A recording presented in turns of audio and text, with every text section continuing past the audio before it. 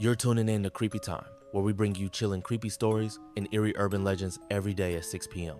To support Creepy Time, please don't forget to hit the like button, subscribe to the channel, and leave your thoughts in the comments so we can discuss the story together. Now, let's dive into today's tale. Strange rules when staying in dorms. Have you ever found yourself in a place that seemed normal at first, but then you realized something was off? As if the walls remembered something you didn't remember.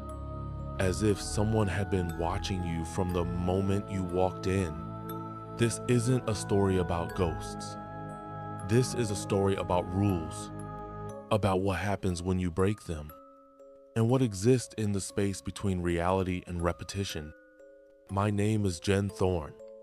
And this is how I survived the dorms where I used to live. The rain came down in silver sheets, relentless and cold. Jen pulled her hoodie tighter around her head, dragging a heavy roller suitcase behind her as she trudged up the cracked stone path toward a building that looked like it belonged in a forgotten century. The dormitory loomed above her like a mausoleum, Tehor NF, etched in weather, worn lettering above the oak door. She'd never even heard of this place until the school forced her to move in. Technical failures, the email had said. Same as last time and the time before that. Ravenwood University was becoming known for sudden building shutdowns, but no one ever explained what really went wrong. She muttered to herself, "Third dorm this semester, what are the odds?" Her suitcase rattled as she heaved it up the slick steps. The rain was unrelenting. As she reached for the door handle, it opened on its own. Standing there was a man she hadn't seen before. Tall, gaunt, every part of him seemed sharpened, from the angles of his cheekbones to the precision of his perfectly pressed charcoal suit. His hair was slicked back, jet black, and unmoving, and his eyes cold, steady landed directly on hers. "Miss Thorne," he said without hesitation, his voice like a cello played in a cathedral. "We've been expecting you." When someone greets you with your name before you introduce yourself, that's usually just good hospitality. But when it's paired with a 1,000-yard stare and a smile that doesn't quite reach their eyes, that's when you realize this isn't just another old dorm building. This place knows you. Before you know it, the man introduced himself as Mr. Vio, the residence coordinator. But something about him felt off, like he was playing a part written centuries ago. He stepped aside to let her in. Inside, the dorm lobby surprised her. It was wide, warm, oddly welcoming. A fireplace crackled to one side. 2 worn leather chairs sat empty beside it. But what truly caught her off guard was the handwritten sign posted beside the staircase. Notice: all residents must abide by the established guidelines. Violation may result in reassignment. THNF administration. Reassignment? Before she could ask, Vio gestured to a wide hallway. "Your roommates are in the common room. I'll let you settle in." He walked away without another word. The common room was filled with the scent of old books and fresh coffee. 2 people looked up as Jen entered. A girl with purple-dyed hair, combat boots, and at least 5 visible piercings glanced up and gave her a tight-lipped nod. "Elsta," she said, voice flat. "Welcome to the weirdest place on campus." Next to her sat a guy hunched over a laptop, black hoodie half covering his messy hair. He didn't look up. "Phoenix," he muttered. "Computer science, welcome to hell." Jen gave a weak smile. "Nice to meet you, I guess." Elsta rolled her eyes. "Don't mind him, he thinks sarcasm is a personality." But Phoenix finally looked up just for a moment. His eyes were red-rimmed, not from crying, not from sleep. From something else, something hollow. "Whatever you do," he said quietly. Follow the rules. At first, you think they're just being dramatic. Every dorm has its traditions, its quirky culture, but this was different. They didn't just say to follow the rules. They warned her like they knew what it felt like to watch someone break them. Her room was surprisingly neat. A small bed, desk, closet, one window overlooking the edge of campus. She set down her bags and began unpacking. That's when she saw it on the wall behind the bed. Scratches, dozens of them, deep gouges in the paint, as if someone had taken a key or knife to the wall in a hurry. At first, it looked like nonsense, but the more she stared, the more one word began to emerge beneath the chaos. See? She backed away. Then she noticed something else, a list barely visible beneath the lampshade on the desk. Handwritten in ink, with a title at the top, Dorm Protocol. NF Rules. Rule number 1, never open your door if you hear knocking after 11:13 p.m. Rule number 2, do not look directly at the mirror between 3 o'clock, 3:33 a.m. Rule number 3, if you hear humming, hum along. There's a strange psychological effect that occurs when rules aren't explained. It's called negative suggestion. The brain interprets a vague threat as more dangerous because there's no defined boundary. Jen's fear didn't come from what she read. It came from what was left unsaid. That night, Jen couldn't sleep. The rain had slowed to a gentle tapping. At 3:02 a.m., she got up to grab a glass of water from her desk. And in the process, she looked into the mirror. Not on purpose, just a passing glance. And what she saw was not her own reflection. Instead, standing behind her reflection was a tall black-suited man with a face that seemed carved from shadows. She whipped around. Nothing there. When she looked back, the mirror was just a mirror again. But her reflection was smiling. She wasn't. There's a real urban legend out of Kyoto University in Japan, an old dorm built over a burial ground. Students claimed they'd see themselves smiling in mirrors when they weren't. And one by one, those students disappeared.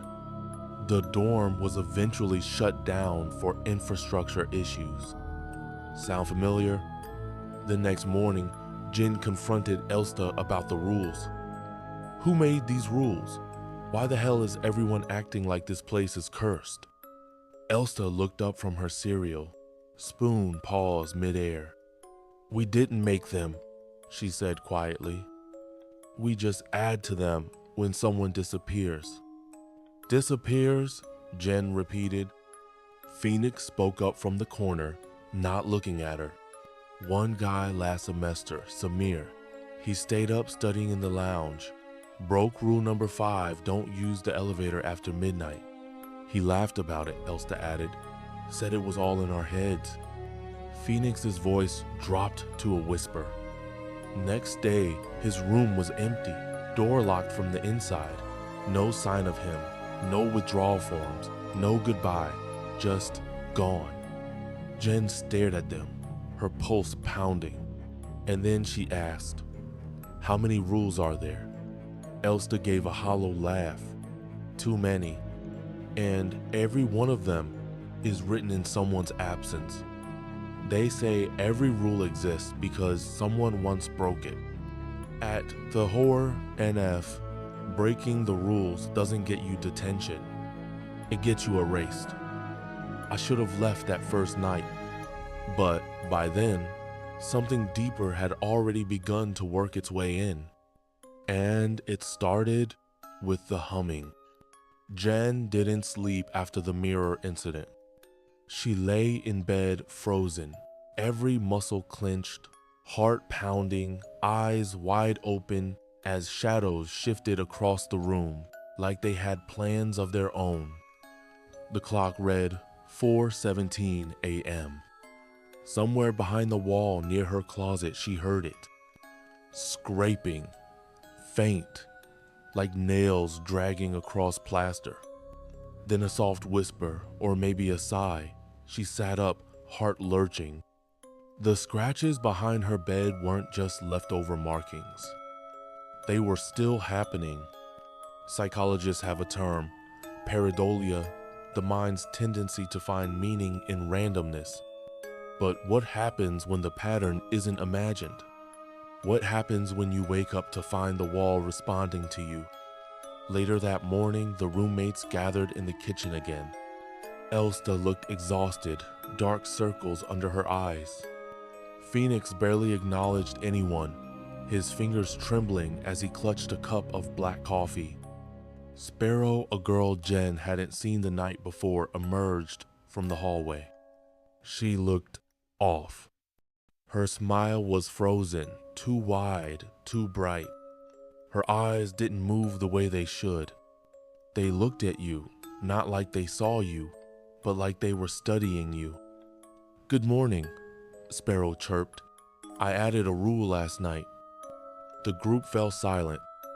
She pinned a new sheet to the corkboard beside the fridge. It read, "Rule 27, if you hear humming, hum along."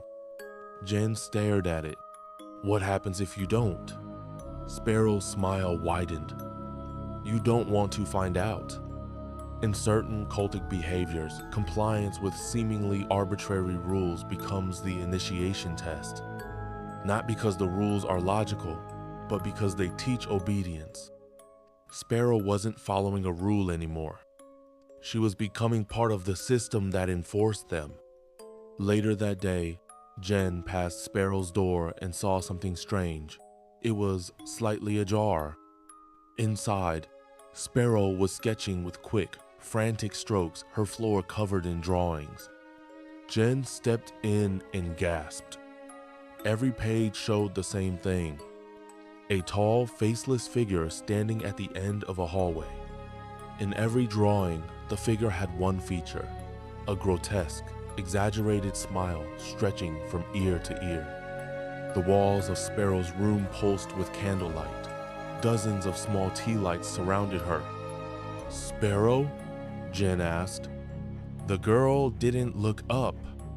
Her pencil kept moving in short, harsh slashes. "He's almost ready," she whispered. "He likes the singing. It opens the cracks." Jen backed out of the room, heart racing. That night, Jen couldn't take it anymore. She cornered Elsta. "There's something wrong with Sparrow," she hissed. "She's not the same." Elsta nodded. "She's changing, just like Phoenix did last semester." "You mean he wasn't always like this?" "He used to be funny, warm, real, until he broke a rule." Jen's pulse spiked. "Which one?" Elsta looked away. "The humming one. We didn't have that rule until Phoenix heard it and didn't join in. The danger here isn't that the rules are arbitrary. It's that the rules multiply each based on someone's failure. These aren't protections. They're records of possession." The next morning, Jen woke up, confused. Her phone said Tuesday, but her planner said Monday. Her alarm was off by 13 minutes. Her drawer was open, even though she always kept it shut. And there was a note on her desk she didn't remember writing. "Don't let him in tonight, you already did once." She stared at it for a long time. Then a thought hit her. How many times had this already happened? Elsta finally broke. "There's someone we need to talk to," she said. "Someone who understands what this place really is." They left the dorm and walked across the gray-stained quad to the Gothic library, a towering stone structure that looked more like a cathedral than a study space. There, on the top floor in a sealed-off study room, they met Lyric. She was older than Jen expected, maybe a grad student, maybe older. Her long black hair was tied in a messy braid, and her eyes were sharp behind wire-rimmed glasses. Books were stacked like barricades around her. Lyric didn't waste time. Close the door, shut the curtains, and tell me what you've seen. Over the next hour, Lyric explained. She'd been tracking the rules for over a year. Every violation creates a pattern. The pattern spreads. The entity thrives on enforced belief. You obey or it feeds. Jen interrupted. So what is it, a ghost? Lyric shook her head. Number, it's older, something more mechanical, like a sentient structure. It doesn't haunt the dorm. The dorm is the entity. In metaphysical theory, a tulpa is a being created through belief. Enough people believe in something and it gains a kind of pseudo-consciousness. But what if a place encourages belief in fear? What if the rules are the body of the thing? Before they left, Lyric handed Jen a small dropper bottle filled with a blue tinted liquid. Eye drops, she said. If you see something that shouldn't be real, this might help you see past it. As they turned to leave, Lyric added one last warning. Watch Sparrow. If her smile starts stretching too wide, don't let her sing. The humming wasn't just a sound. It was a signaler call to join something ancient and patient. A thing that builds itself rule by rule, feeding on obedience and fear. And now, Jen was inside the system. They say once you notice something's wrong, it's already too late. But I wasn't ready to give in. Not yet. Even if the walls whispered. Even if my reflection lied. Even if the rules were trying to write themselves through me. My name is Jen Thorne, and I think this place is starting to use me to feed. Jen returned from class to find the common room silent. Phoenix was there, or at least his body was.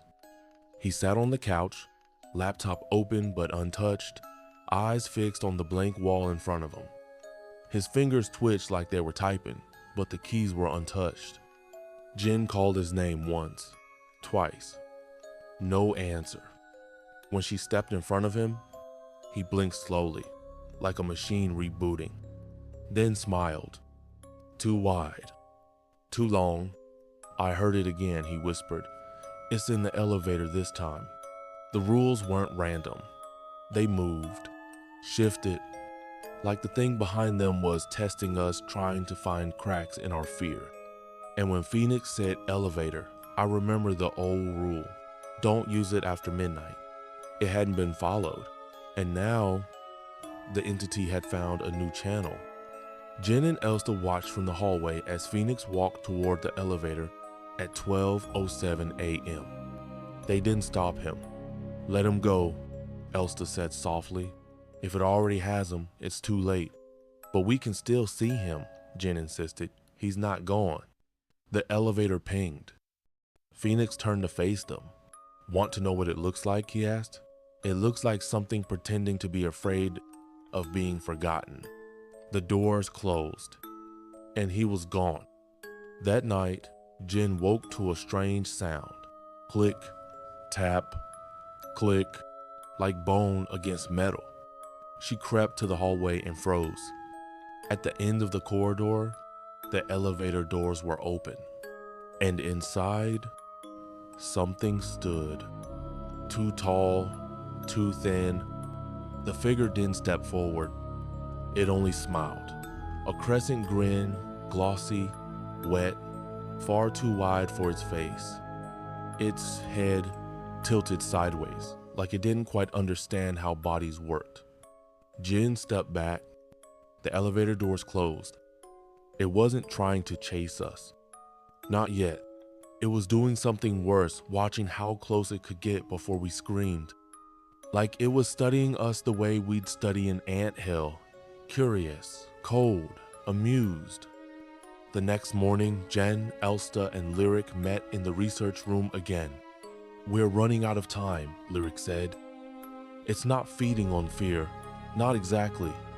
Then what? Jen asked. Compliance, pattern, repetition. It's a parasite of ritual. Lyric showed them a diagram. The rules weren't just growing, they were forming a map, a shape. Every new rule didn't protect people. It opened more space for the entity to exist. So how do we stop it? Elsta asked. We write a rule that turns its own logic against it, Lyric replied. One that it can't control. That was the first time I realized the rules weren't instructions. They were invitations to speak its language, to co-create the cage we all lived in. But what if we spoke back? That night, Jen took out a pen and wrote something simple. Rule 31. If you see something smiling that shouldn't be, smile back, but only with your eyes. She pinned it to the board and waited. At 3:11 a.m., the humming began. Low, soft, like a lullaby with no words. And then the elevator pinged. Jen opened her door slowly. The hallway was empty until a shape emerged from the shadows, gliding, not walking. It grinned, too wide, too wrong. Jen felt her body freeze, the instinct to scream pressing on her ribs. Instead, she smiled back, only with her eyes. The thing stopped, paused, then retreated. It blinked. It understood. For the first time, it reacted to us. The next day, they shared what happened. It responded to your rule, Elsta said. It's playing by our framework now, Lyric added. That means, Jen whispered, we can change the game. They began drafting more rules, but this time, they weren't meant for fear. They were boundaries, traps, signals. Each rule designed to trick the entity's own system. But the entity was learning too. That night, all the lights in the dorm flickered off at once. Sparrow began singing, not humming, singing in a voice too calm for her expression. Then she opened her eyes, black, empty, and smiled. You can fight the darkness, but only if you're willing to look directly into it and not blink. They say once you break the rules, the thing gets in. But what no one told us was that it changes you too. Your smile stops being yours. Your voice starts sounding wrong. And your thoughts? They're not whispers anymore. They're instructions. My name is Jen. And this is the part where we started to lose each other. Sparrow hadn't left her room in days, and yet every night through the cracks under the door, they heard her singing. It wasn't music, it was something older, low, reverberating, like wind howling inside bone. Phoenix was the first to stop eating. Elsta began to speak in half sentences, forgetting words. And Jen, she started to dream of smiling eyes, watching her from beneath her bed. We weren't afraid of Sparrow. We were afraid of what was using her. Possession in folklore is rarely instant. It happens in invasions, personality softens, then fragments. But this felt like she was hosting a god. One morning, Rule 27 changed. Jen saw it first written in new handwriting. Rule 27, updated. If you hear singing, sing back unless it's past 3:33 a.m. That wasn't there before, she said. Sparrow wrote it, Phoenix murmured. She's updating them now. That's not how the rules work, Elsta snapped. No, Jen whispered. It is now. Because whoever held the will to write was shaping the system. And Sparrow was the new author.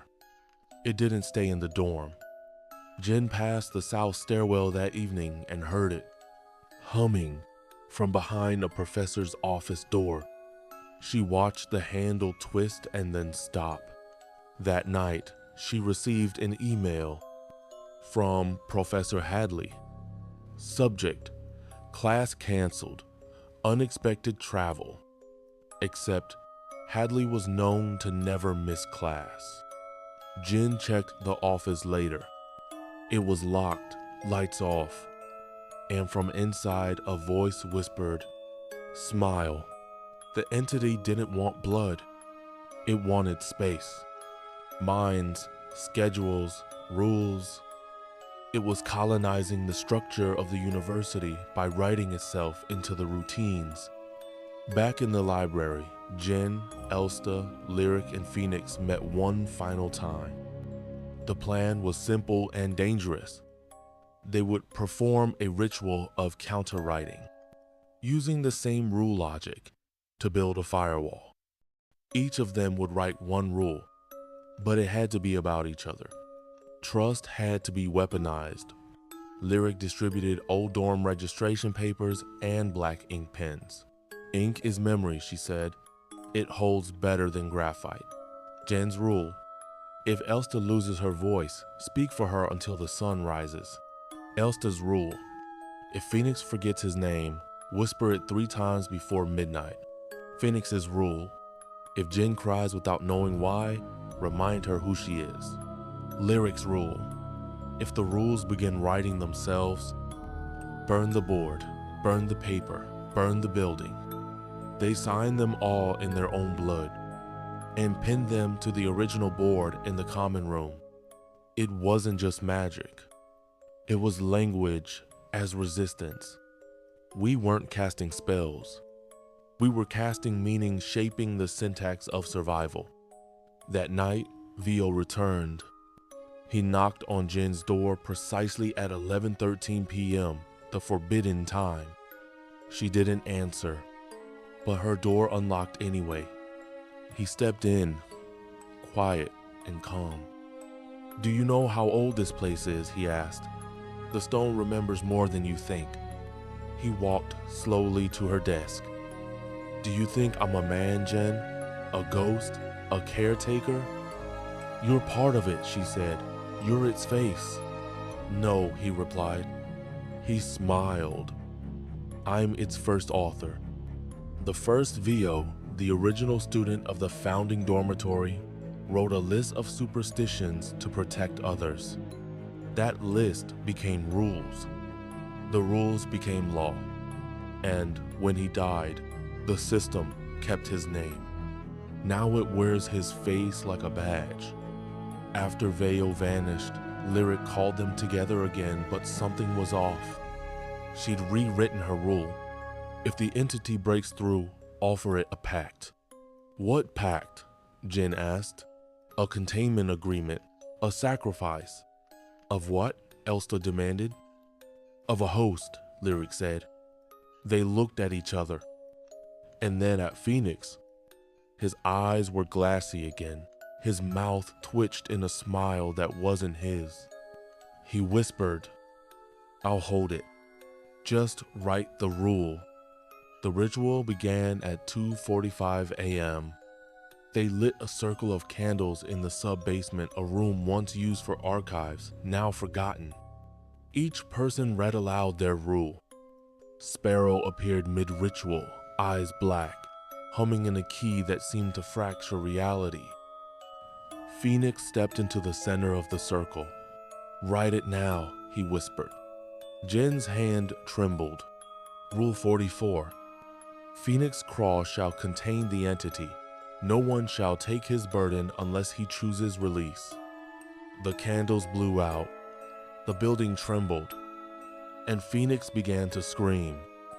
You can't cage a god, but you can bind a myth if you write it carefully. Phoenix stopped screaming. His eyes returned. The rules stopped updating.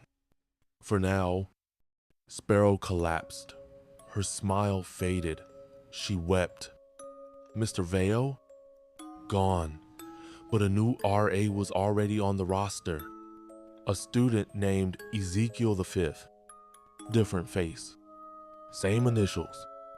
Jen stood alone in the common room one last time. She wrote the final rule. Rule 51, if you feel safe, double check. She pinned it gently to the board and walked away. It's not over. It never ends. But now the story's written down, and that means someone can read it. Just remember, don't hum along. I used to think fear was what kept you alive, that if you follow the rules, you'd stay safe. But I've learned something far worse than fear. It's routine, doing what you're told without asking why, because that's how monsters live inside buildings. That's how old gods survive under new names.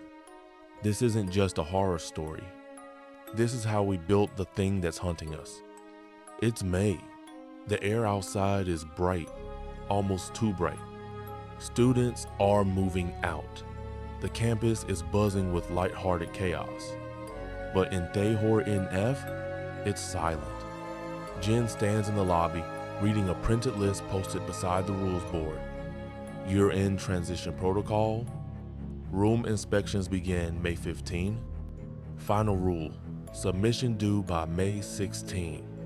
New residents to arrive the 22nd of August. Senior residents may volunteer for keeper status. Keeper status, a new title, but she knows what it means. They want someone to stay behind, someone to keep writing. She turns to Elsta. That's how they do it. Keep the cycle going. They call it a tradition, Elsta says, but it's a trap. Jen is summoned to the admin building. Inside, she finds a small glass-walled room. At the head of the table, a smiling woman in a navy blazer. She never gives her name. Miss Thorne, you've survived a year in the most historically unique dormitory on campus. You mean cursed, Jen mutters. Let's call it regulated. The woman leans forward. We're offering you keeper status. And if I say no, you graduate, you move on, you forget, and someone else walks in blind. The woman's smile widens. That's how knowledge survives. Someone has to hold the pen. Jen doesn't answer. But in her backpack, she tightens her grip on the notebook full of counter rules. Systems don't just trap us with power. They trap us with tradition. Keep the structure, change the names. And no one notices the cage. That night, Jen returns to the dorm and finds a new name on the registry board. Evan S., freshman orientation, volunteer. Yes. She races to Lyric's study room. Someone signed up, she gasps. A freshman. He's coming in knowing. Lyric, now visibly worn and sleep deprived, looks up. That's how it starts. That's how we started. He'll die, or become the next VO. Jen slams her hands on the table. Number not again. Then you have to change the foundation. How? Lyric shrugs. You change the first rule. Through notes, journals, and forgotten archives, Jen pieces together the origin of the rules. It wasn't a warning. It was a promise. Don't open your door after 11:13 p.m. The first time it was written, it wasn't meant to protect. It was meant to invite something in. Ezekiel V, the original VO, hadn't been a hero. He'd made a deal. A trade. Give me control and I'll give you a home. The entity needed a mouthpiece. And VO was its first rule writer. Every haunted place starts with a pact. But not every pact ends when the person dies. Sometimes the place keeps writing. Sometimes it remembers its first author. As orientation begins, Jen watches from a hidden hallway. Evan, the new student, is led through the dorm. He receives a packet, a key, a form with blank space titled Additional Rules Discovered. That night, Jen receives a text from an unknown number. You stayed. That means you understand. Now write. V. She throws her phone at the wall. Jen meets with Elsta, Lyric, and a few other survivors, former residents. They form a circle in the common room. A candle is placed in the middle. Each person writes a new rule, not of fear, but of containment. Jin's is the last. She writes, Rule 99. The entity cannot act unless it is believed in. All belief is revoked. All rituals are null. We reject you. The moment her pen lifts off the page, the flame dies, the board peels, the rules begin to erase themselves, one by one. Language is a virus, but belief is the host. And we just vaccinated the system. The dorm remains intact, but silent. No new rules appear, no new humming. Weeks pass, but Jen knows better than to believe it's over. She returns to her room one final time. Sitting on her bed is a folded note. Rule 100. If you believe it's gone, it waits longer. Jen turns to leave, but on the mirror, a phrase appears in fog. We learned from you, and the door slams shut. You can stop a story, but not the storyteller. They just find a new dorm, a new room, a new pen,